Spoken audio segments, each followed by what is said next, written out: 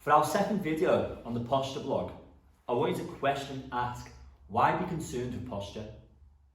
And the first thing you ought to remember is the body wants to stay in its centre of gravity at all times. And that's to stop us from falling forwards, backwards or sideways, but to also keep us upright when we're standing, sitting, walking. Now let's say I'm standing nice and square. My centre of gravity is where that belly button mark is. But if I take my right foot off the ground, that is going to shift my centre of gravity over towards my left, as you can see right now. So right now my belly button is standing over my left foot, and there's now a new centre of gravity. But let's say hypothetically it stays more here on the right hand side, with my right foot off the ground. I am going to fall over, as you can see. And as you know, and as I've just shown you, the body always wants to stay in the centre of gravity to stop us from falling and hurting ourselves. Now let's say there is some past injuries and past traumas.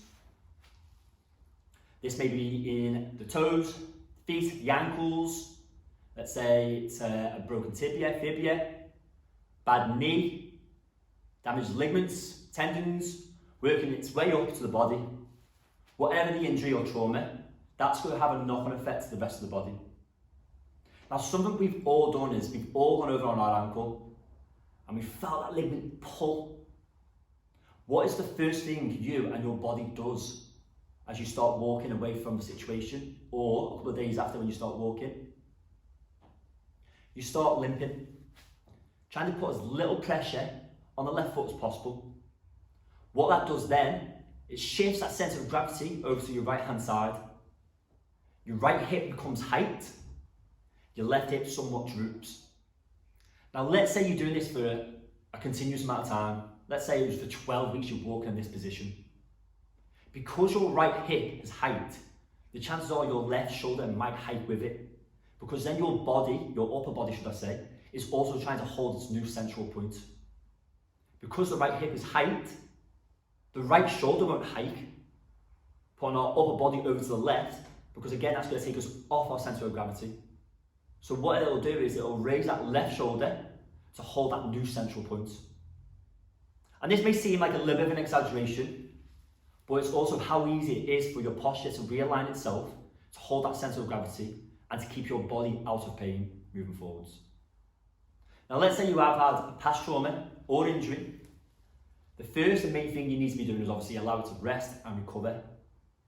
But don't leave it too long, because you will need to treat it.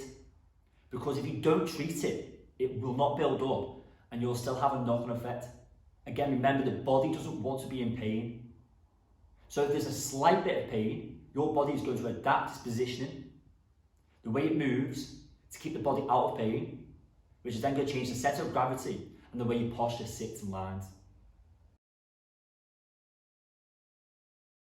Now, during the coaching career that I've had, what I've realised is when someone's had an injury to the knee, the ankles, the hips, generally from a lot of running, from football, they don't tend to treat the issue, and they tend to carry on doing running, more high intensity training, and a lot of impact work as opposed to trying to strengthen and build up where it's been hurt, injured, damaged.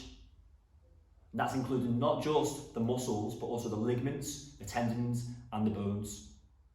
And the easiest way to do that is going to be strength building, provided you're doing it correctly. What I want you to consider is, if you have had an injury, especially to the lower body, and you continue to excel a lot of cardio via running, circuit training, HIIT training, you're not going to address the issue, and it will have a knock-on effect. You'll notice that you'll have niggly bits, you may be in pain here and there, and your posture may change over time. If you've had a past injury or trauma, have a look in the mirror and just have a look at how your body lines up. Is there any rotation in the rib cage, in the hips? Are your knees quite square? Does one turn out more than the other? Is one foot flatter than the other? Is your hip height so it looks like one leg's longer than the other? Because these are all issues that can be addressed and fixed. But if you're a person who wants to continue doing a lot of cardio and high intensity training, circuit training, just because it's great for your mental health, it's not going to be great for your physical health. And the chances are, let's say if you've had an ACL problem, you're going to have further ACL problems until it gets to a point where it's going to need to be reconstructed. when really you could go back to strength training. You can build it up, focus on the posterior chain, the hamstrings, the glutes, the calves, work a little bit in the quads, and focus more on the range of movements, building up the muscles at not just a shorter position, but also that lengthened position. Building up the muscles in a range of ways, making them more flexible, making your joints more flexible and mobile. Not sticking to the normal just squats, leg extension, leg press, but also focusing on your hamstring curls, your Romanian deadlifts, your split squats. Understanding that you need to have a tripod on the ground, and the tripod is simply your heel, your big toes knuckle, your little toes knuckle, so you're nice and based. Working the muscles in sync with one another. For the people that go to the gym, they'll understand the push and pull method. In terms of the arm, pulling with the bicep. With the tricep, it pushes, extends the arm out. Quadriceps, extension. Hamstring curls, you curl them in.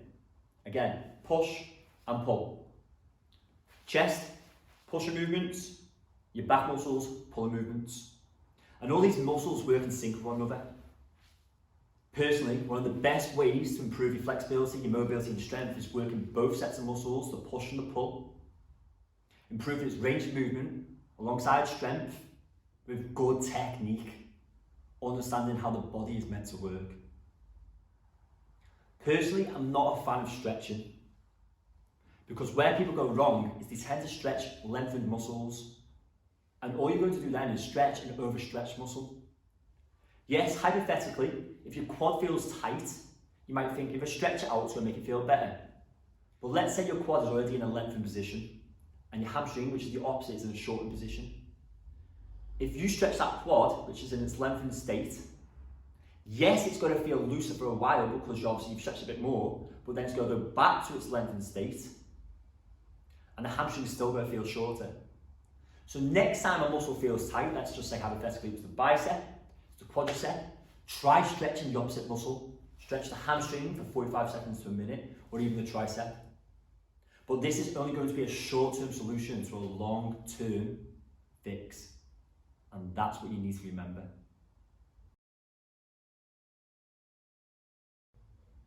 Now for me, if you don't address the issues, you're going to have long-term problems. Problems such as pain in the joints, maybe reconstruction of joints, or even just postural issues where your body will look deformed. This is why I think you need to be concerned with posture and address old injuries and traumas so that you can live a healthier, longer life. And in the next few videos, we're going to talk about how certain parts of our life can affect posture. Maybe some ways that you can overcome it, or some things where you might need to change your habits just to help with your postural issues. But as you may have noticed, it's a lot more complex than you may have thought. And if you have any questions in regards to your posture, your health, strength, drop me a message, gang. I'll always get back to you as soon as I can.